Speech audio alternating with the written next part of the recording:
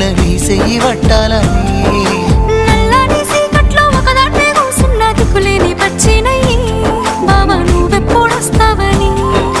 ఏళ్ళైపోతుండే పిల్ల ఎన్నెలొచ్చింది మన బతుకులా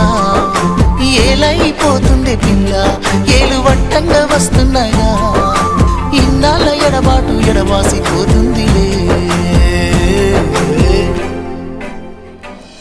ఈ సీనయ్య గుంటున్నదే సినదారా నీ కోసము ఈ దూరాన్ని చెరుపుతూ తీరాల తెగిరింది అందాల ఈ మానవు